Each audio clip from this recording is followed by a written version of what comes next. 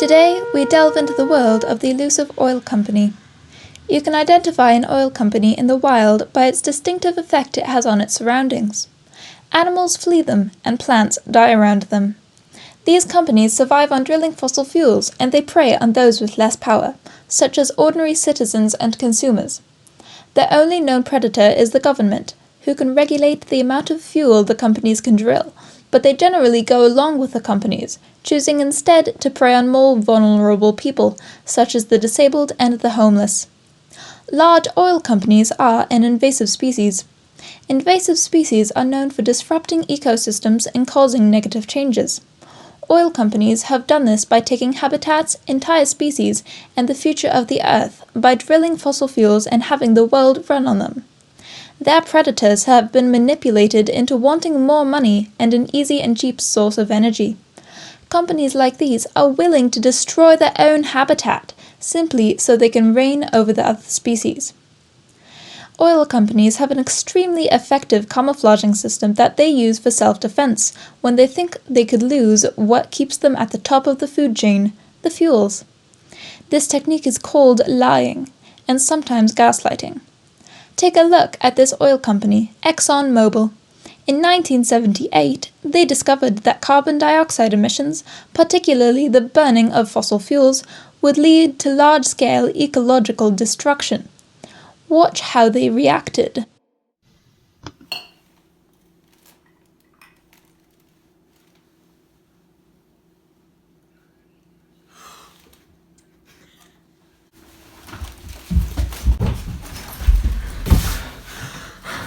What is the meaning of this?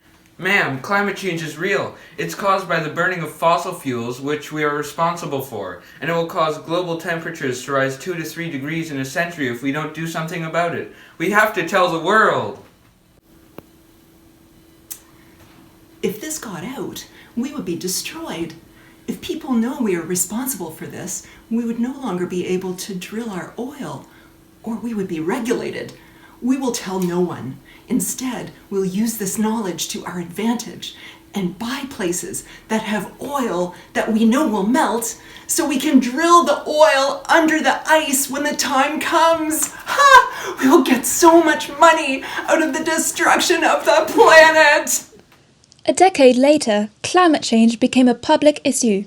Exxon had had the power to possibly save the planet by giving it 10 more years to prepare for this global disaster, but they instead opted to rule over the flawed ecosystem they had created. Companies also like to avoid responsibility by pinning it onto other species. Take a look at this corporation, British Petroleum. Its camouflage is even more remarkable.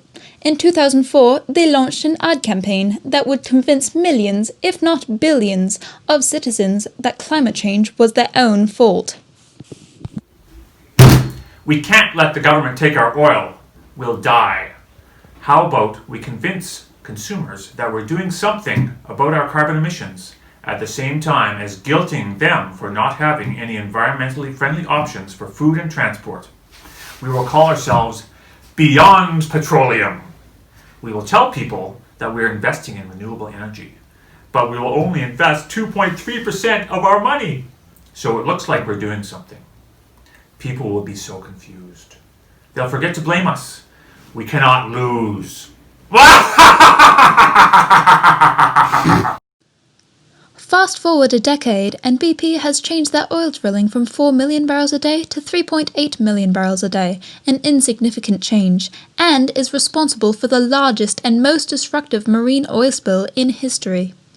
Now, let's watch the consumer react to the carbon footprint calculator that BP invented to sell their ruse.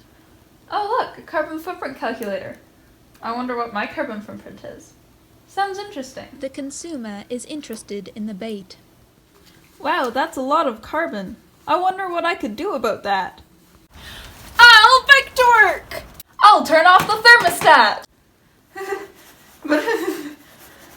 So cold. The consumer has bitten. Little does it know it is impossible to shrink your carbon footprint down to a sustainable level without large-scale change to renewable energy in the corporation's diet. A group of humans at MIT studied the carbon footprint of a homeless person, someone without a home to use heating and air conditioning in, and without means of transportation. This human still indirectly emitted 8.5 tons of carbon every year, which is far from a sustainable level. In addition, while the company tried to get humans to reduce their footprints, oil companies are responsible for 71% of carbon emissions globally. The only way we can get rid of the imbalance in our ecosystem is if the oil companies either exit the ecosystem or if they shift to renewable energy for real this time. We have to get rid of this invasive species.